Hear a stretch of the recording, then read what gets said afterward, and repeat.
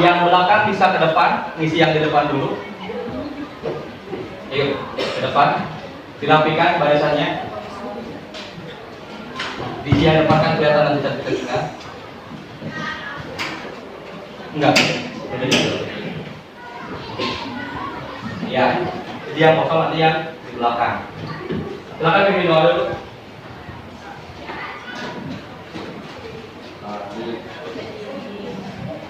Sampai. Siap. Sebelum belajar, alangkah baiknya kita berdoa dimulai.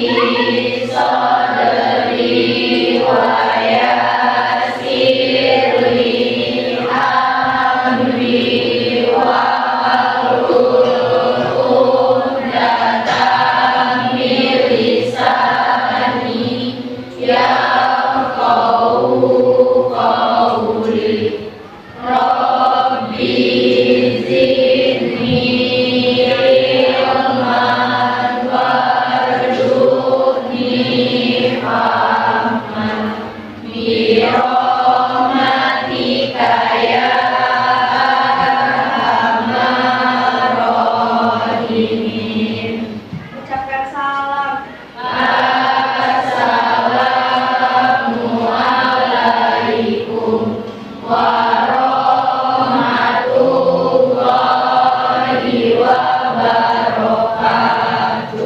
Waalaikumsalam warahmatullahi wabarakatuh.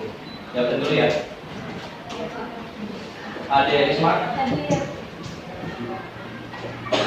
Ajeng? Ada. Angga? Mana? Ayu? Hadir. Bella? Hadir. Desti? Hadir. Deva? Hadir. Seperti yang sudah disampaikan kemarin, hari ini akan membahas tentang masalah perubahan sosial, ya kan? Perubahan sosial yang mana tujuannya itu tujuan dari materi pembelajaran sekarang itu adalah teman-teman nanti adik-adik semua dapat mengidentifikasi pengertian apa sih itu perubahan sosial, ya, pengertian dari perubahan sosial. Terus dapat menjelaskan karakteristik perubahan sosial, ya. Terus selanjutnya diharapkan juga teman-teman dapat menalarkan atau menularkan ke yang lain terkait masalah apa sih itu perubahan sosial juga. Dan yang penting adalah teman-teman itu menerapkan atau mempraktekannya di masyarakat, ya, di sekitar tempat tinggal teman-teman semua, ya, di sekitar tempat tinggal atau di tempat main dari semua, ya, sana. Metode yang akan disampaikan ini discovery learning yang menggunakan pendekatan ilmiah atau saintifik dengan metode ada model metode pembelajaran. Nanti kita ada diskusi, ada penugasan, kerja kelompok, kerja presentasi, dan tanya jawab. Ya, nanti akan dibagi kelompok. Baik, kemarin kelompoknya kita bagi empat kelompok. Kayaknya yang sebelah sini kebanyakan ya. Bisa yang laki-laki kita bagi empat kelompok, kelompok 1, kelompok 2, kelompok 3, kelompok 4. Yang pertama itu kita akan membahas masalah perubahan sosial. Apa sih perubahan sosial? Ada yang tahu perubahan sosial? Kita dari suku kata pertama dulu, perubahan, berubah. Ada yang tahu berubah itu apa?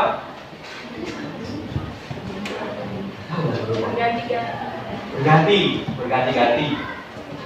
Berubah. Sering lihat film apa? Kalau melihat yang berubah, Power Ranger, Ultraman, Spiderman, itu berubah, itu perubahan. Tadinya dia itu manusia biasa, jadi superhero, jadi robot. Itu namanya berubah. Cuman Yang kita bahas sekarang di sini adalah dari segi sosial. Ada yang tahu apa itu sosial? Ini adik-adik semua di sini ngambil jurusan apa?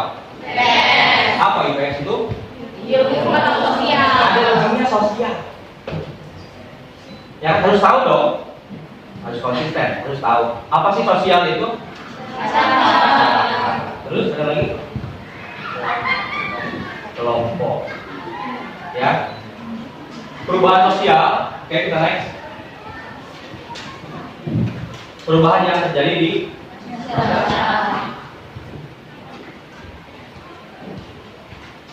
sebelum Pak tadi, aku mau nanya, siapa yang kalian temui hari ini? Teman, terus? Gua ngomong apa? Siapa?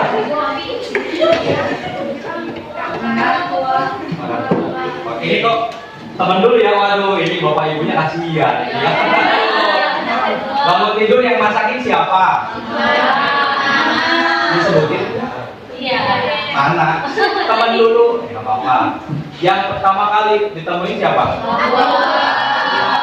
Keluar dari rumah, menginjakan kaki di luar pintu, siapa yang ditemuin? Iya, nggak apa-apa. Beda-beda kan? Anak sekolah, teman. Siapa lagi? Pakai kalau di rumah. Teman di sekolah, ya kan? Teman di sekolah. Iya. Ada nggak perubahan yang kalian rasakan dari orang yang kalian temui? Perubahan waktu kemarin dengan sekarang. Apa? Siapa? Dulu. Obrolan. Apa moodnya? Sama, namanya berubah. Wah, harus ini lagi kalau selamatkan lagi nanti beda apa lagi? Apa? Beda orang. Ya, beda orang, beda berubah. Beda. Ada perubahan? Banyak pasti ya, banyak perubahannya. Terus apa sih yang kalian lakukan kalau bertemu dengan orang lain?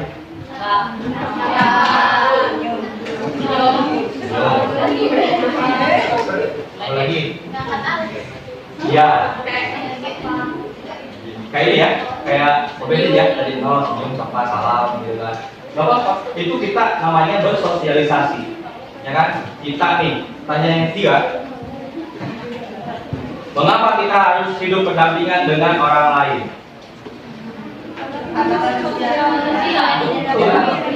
Sosial lagi, bukan sosiologi, sosial lagi, ya kan? Teman-teman adik-adik semua di sini sadar atau tidak sadar wajib dan harus membutuhkan orang lain. Saya mau tanya, kerudung dapat bikin sendiri bukan? Tidak. Jam tangan? Baju? Semuanya dapat? Dari mulai bangun tidur, apa yang dicari? Iya. Enggak apa ya? Enggak menutup mata. Semua pasti butuh yang namanya teknologi. Apalagi zaman sekarang. Apa yang paling diutamakan? Handphone. Bangun tidur, zaman saya dulu, waktu kecil ya, waktu zaman saya SMA belum ada handphone ya, masih ya untuk hitung lah, 1-2 paling yang punya, pun yang ekonomi ke atas lah. Punya waktu itu handphonenya juga masih, ya belum ada kayak sekarang lah handphonenya kan. Saya belum punya handphone dulu. Bangun tidur, dulu bukan handphone yang dicari, apa? Handuk dan gayung. Mandi, sholat subuh kalau yang muslim. Saya kayak gitu dulu. Bangun tidur, boro-boro mau main mau apa? Bangun. Bapak saya kan mandi, kita langsung mandi. Jadi dibiasakan subuh itu mandi. Biar kita sehat. Beda orang yang mandi subuh dengan yang mandinya siang. Berbeda. Rasa nanti ibadahnya juga sama. Dulu seperti itu, yang dicari adalah kesibukan di rumah.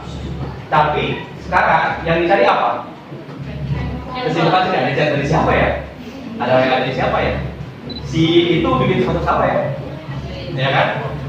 Ya, handphone dulu.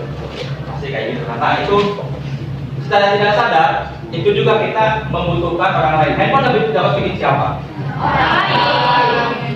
Kita kan yang bikin yang punya pabrik handphone pun juga dia dapat bikin karyawannya, bukan dapat bikin dirinya sendiri. Ya kan? Maka dari itu kita semua di sini makhluk sosial, makhluk yang bermasyarakat, kita harus membutuhkan orang lain. Yang di dalamnya itu nanti bakal terdapat perubahan-perubahan, baik itu secara cepat ataupun secara lambat. Nanti akan dibahas di sini masalah-masalah yang ada di kehidupan sosial. Ya, jadi teman-teman semua di sini nih, teman-teman di kelas di sini semuanya ada yang sakit. Jadi siapa yang sakit? Ada yang sakit. Pasti ngabarin ya. Lewat WA group. Saya nggak masuk sakit. Ya kan? Akhirnya diinfoin. Si A sakit, ya kan? Yang sakit ngebutuhin kita kan? Buat menginformasiin di kelas. Tanpa ada kita di sini, tanpa ada orang lain, kita nggak bakal bisa ngapa-ngapain. Ya, next. Kita lihat video dulu ya. Tolong simak teman-teman semua.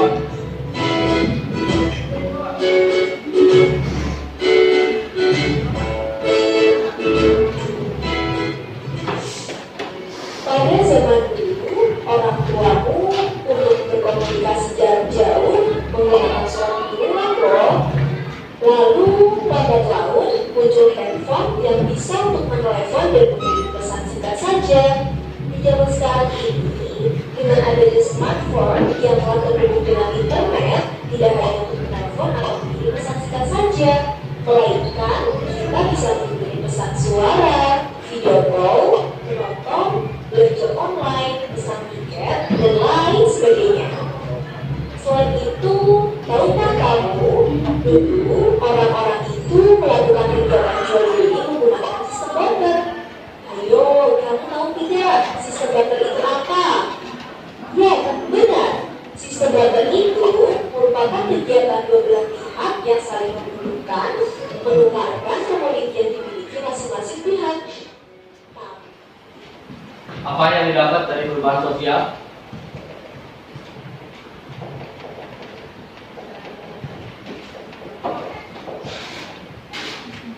Apa yang didapat tadi dari video? Yuk. Sosial. Dulu itu kita kalau mau kirim pesan nggak bisa kayak sekarang. Sekarang itu kita sudah bisa kirim pesan tanpa harus berlama-lama, tanpa harus berhari-hari menunggu jawabannya. Secepat kilat juga bisa, kalau lagi online semuanya, ya kan? Tapi terkadang ada juga sih yang kita WA sekarang balesnya besok, balesan lusa, WA-nya ketimpa, kayak gitu kan? Ada yang kayak gitu. Nah, zaman dulu itu ada yang namanya surat menyurat. Saya punya saudara di seberang pulau di Sumatera, di Lampung. Mau ngasih kabar waktu zaman saya SD kecil dulu, mau ngasih kabar ada yang mau nikahan di tempat saya, kabar ini kabar itu kesana, ngasihnya itu seminggu sebelumnya, bahkan mungkin beberapa minggu sebelumnya atau 2 minggu atau 3 minggu sebelumnya. Karena apa? Kita melalui proses dari kita membuat surat, mengirimkan surat sampai dengan surat itu nyampe di tujuan, itu membutuhkan waktu yang lama. Belum lagi dapat balasan surat dari yang kita tuju. Udah baca nih saudara kita di sana, seret, ngebalas kan? Waktunya juga lama lagi ke sini. Otomatis membutuhkan waktu. Beda halnya dengan sekarang. Ngebuka HP, bangun tidur ngebuka HP, ada chat langsung balas. Cepat. Mau ngasih kabar, saya nggak masuk sakit. Zaman dulu kan ada surat dari dokter, surat dari orang tua, kalau nggak mau masuk sekolah, gitu kan? Nah itu adalah perubahan yang ada di sekitar kita, ya, secara mikro. Ini adalah hakikat perubahan sosial. Bisa teman-teman lihat semua. Perubahan sosial adalah suatu variasi dari cara-cara hidup yang telah diterima, baik itu perubahan kondisi geografis, kebudayaan material, komposisi penduduk, ideologi, maupun karena adanya perubahan ataupun penerimaan-penerimaan baru dalam masyarakat. Ya kan? Contohnya seperti apa yang kita rasakan saja.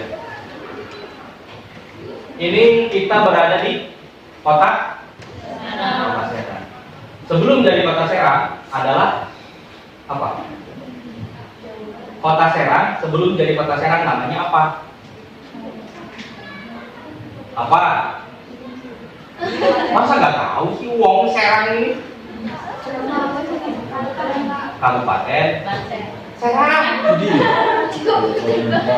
Kabupaten Serang, Provinsi Banten. Kota Serang kan baru kan? Yang baru terbentuk. Berubah namanya jadi Kota Serang. Yang tadinya jadi kabupaten, akhirnya jadi Kota Serang. Apa yang apa yang semua rasakan dengan image kota? Apa yang kalian tahu tentang image kota? Lebih terdepan? Lebih maju kah? Ya, namanya biasanya kota. Kota kita nih hidup di mana? Di kota. Saya yang hidup di kampung nih, pasti tertinggal ini kan. Tapi itu belum tentu secara realnya. Cara penerapannya belum tentu. Makanya image kita dulu yang dapat nih. Nah, kita mau tidak mau harus menerima itu. Karena itu adalah suatu perubahan yang kita terima. Kita memaksa juga mau, saya mah di sini mau jadi kabupaten aja. Nggak bisa kan? Kita harus terima karena itu suatu perubahan yang harus kita terima. Itu peraturan dari pemerintah, ya kan? Makanya di sini adanya perubahan ataupun penerimaan-penerimaan baru dari masyarakat. Ya, mungkin yang ada di sini belum ini ya. Ada yang merasakan ataupun juga tidak pembentukan kota Serang. Ya, lahirnya saya lahir di Jawa Barat. Waktu belum ada Provinsi Banten. Ya, bayangin, lahir di Jawa Barat sekarang pikirannya ada di Bandung, ada di sana. Padahal dulu Banten itu namanya adalah Jawa Barat. Ya, itu yang harus kita terima. Next.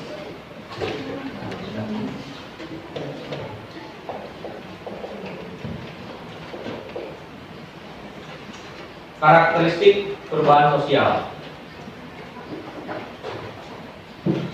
Yang pertama, setiap masyarakat mengalami perubahan baik secara cepat maupun secara lambat. Nanti ada penjelasannya di belakang. Perubahan yang terjadi pada suatu lembaga kemasyarakatan tertentu akan mempengaruhi perubahan pada lembaga kemasyarakatan yang lainnya yang berada dalam satu mata rantai. Contohnya kalau di sini terlalu jauh ya kalau partai politik ya. Organisasi di sekolah, OSIS. Saya OSIS apa? Apa? PK. PK apa? Majelis kali apa? Kelas. Nah, di sekolah biasanya ada OSIS. PMR ada ya? PMR pramuka ya. Organisasi ada ketua apa? Pramuka ada? Ketua pramuka? Ada ya kan? Nah, di situ.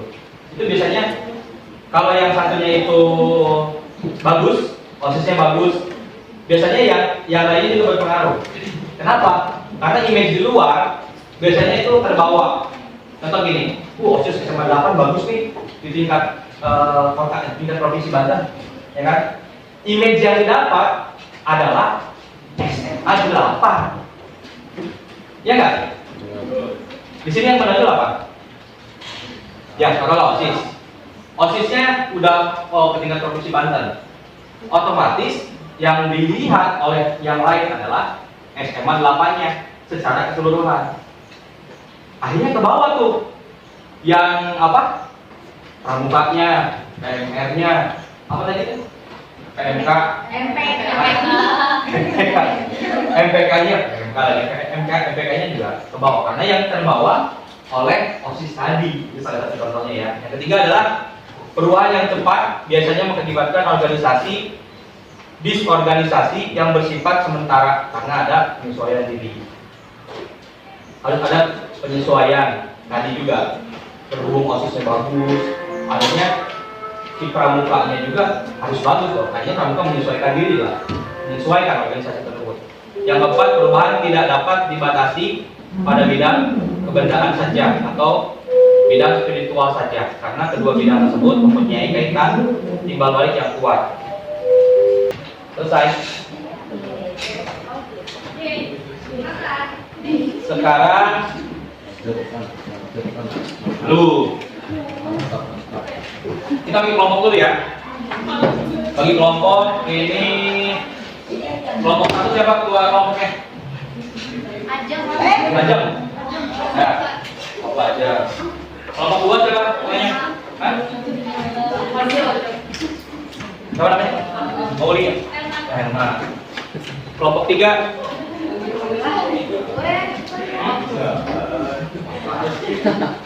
Kelompok empat. Apa lari-lari gimana? Siap ya? Nah, saya kasih waktu sekitar 5 menit untuk mendiskusikan apa yang ada di dalam situ. Tolong dituliskan nama-nama siapa saja kelompoknya. Nanti ada satu kelompok yang akan dipilih untuk tampil di depan, ya, untuk diskusi terkait masalah apa namanya yang ada di dalamnya. Tolong dibaca. Ada salah satu nggak apa-apa nih bro di sini. Buka handphone, cari literatur yang lain terkait masalah tema yang ada. Ya, silakan 5 menit dari sekarang.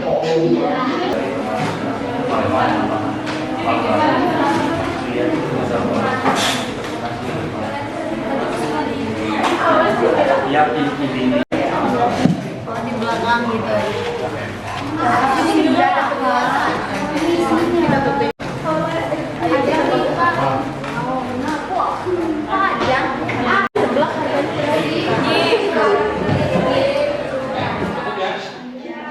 Cukup ya. Kita pilih sekarang kelompok mana yang maju nih. Ini ada 4. Jadi dulu lihat dulu ke depan semuanya. Ada kan? Ada handphone, ada buku, dan ada bahan ngajar kan yang saya kasih. Nah itu nanti bisa dipresentasikan ya. Boleh lihat sini dulu kelompok mana yang maju atau boleh deh. Siapa yang duluan nih ya? Ini ya.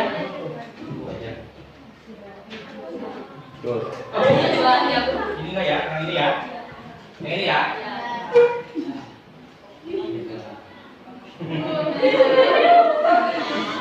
Gan. Kelompok dua.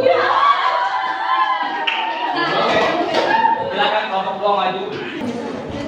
Kami dari kelompok 2 akan mempresentasikan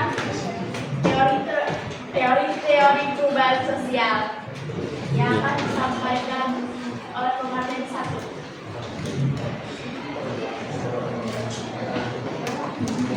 Teori perubahan sosial yang pertama adalah teori siklus, yaitu asumsi dasar teori siklus. Teori siklus melihat perubahan sebagai sesuatu yang berulang-ulang. Apa yang terjadi sekarang pada dasarnya memiliki kesamaan atau kemiripan dengan apa yang terjadi sebelumnya. Para pengaruh siklus tipe tradisional yang bersahaja menuju masyarakat modern yang kompleks dan baik. Di sini kami akan membuka sesi tanya jawab. Apakah ada yang ingin bertanya? Mengapa kita bisa mengalami perubahan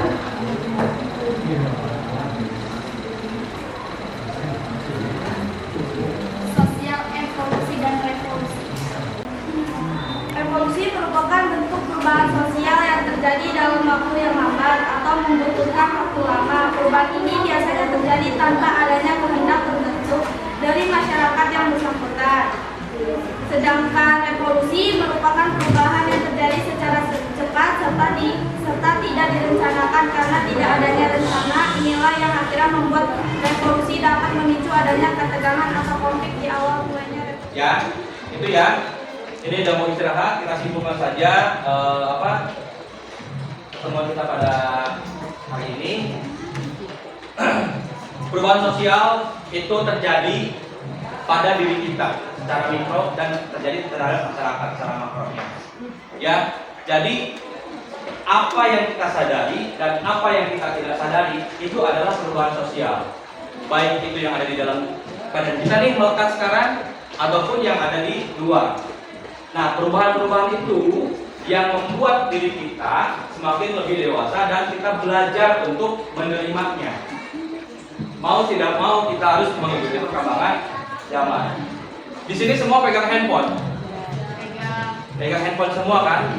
Nah, kalau ada yang bilang nggak ada handphone, ketinggalan. Ya kan? Itu kesimpulannya. Nah, jadi nanti untuk pekerjaan rumah dan penilaian hidup saya refleksi akan dikirimkan survei untuk survei dari siswa untuk gurunya nanti akan dikirimkan melalui Google Form ya. Nanti itu tolong diisi, disebutkan namanya saja. Namanya siapa, nanti itu nggak bakal ngaruh ke nilai yang nanti Praji input. Iyalah, mau bener atau mau salah itu emang penilaian buat saya. Ya, baik. Demikian mungkin materi yang kita disampaikan. Kurang lebihnya Bapak mohon maaf. Atas nama pribadi mengucapkan terima kasih atas kesempatannya. Dihadiri wabillahi taufiq wal hidayah. Wassalamualaikum warahmatullahi wabarakatuh.